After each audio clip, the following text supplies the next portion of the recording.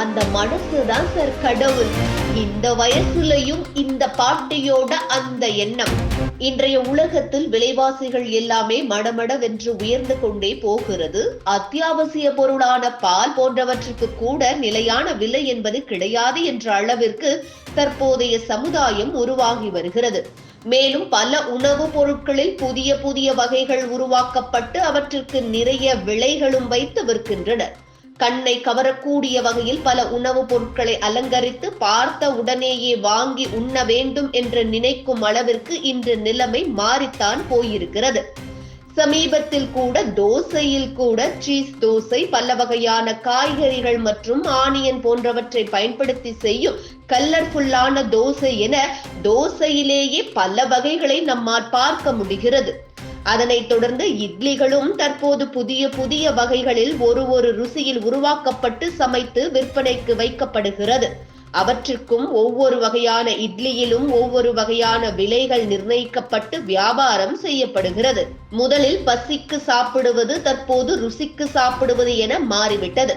உணவகங்கள் கூட இன்று முழுமையான வியாபார நோக்கத்துடன் செயல்பட தொடங்கிவிட்டது. சமூகத்தில் பணத்தின் தேவை அதிகமாக இருப்பதால் அனைவருமே பணத்தை தேடி இதுபோன்ற விலைவாசிகளை உயர்த்தி உணவுப் பொருட்களை விற்பனை செய்து வருகின்றனர்.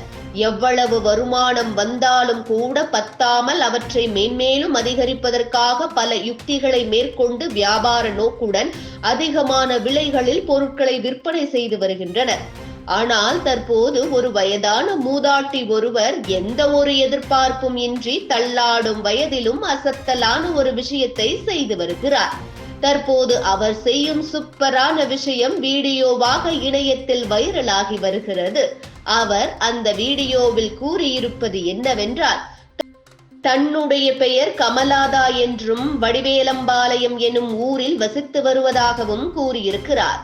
கடந்த 50 வருடங்களாக இட்லி வியாபாரம் செய்து வருவதாகவும் கூறியுள்ளார். முதலில் 50 பைசாவிற்கு இட்லி விற்பனை செய்ததாகவும் தற்போது 1 ரூபாய்க்கு இட்லி விற்பனை செய்து வருகிறார்.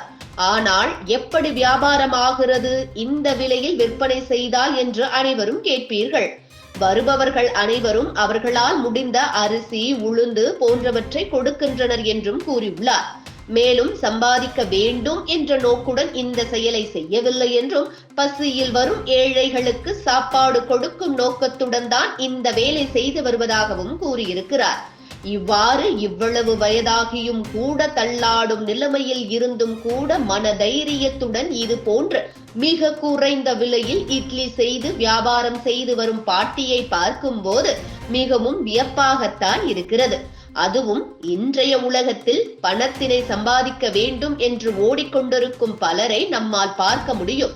ஆனால் இந்த மூதாட்டியோ ஏழைகளுக்கு உணவளிக்க வேண்டும் என்ற நோக்கத்துடன் செயல்பட்டு வருவது தற்போது அனைவரின் வரவேற்பையும் பாராட்டையும் பெற்று வருகிறது.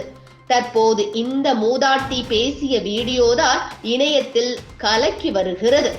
மேலும் பலருக்கும் முன் உதாரணமாக இவர் இருந்து வருகிறார். இது குறித்த வீடியோ தற்போது இணையத்தில் வைரலாகி வருகிறது. இது போன்ற முக்கிய நிகழ்வுகள், அரசியல் தகவல்களை ஆழமாக மாறுபட்ட கோணத்திலும் அறிந்து கொள்ள மறக்காமல் பாரத் மெயில் 24 பக்கத்தை பின்பற்றிக் கொள்ளுங்கள். உங்கள் ஒவ்வொரு ஆதரவும் இது போன்ற பல நிகழ்வுகளின் பின்னணியை அறிய உதவும்.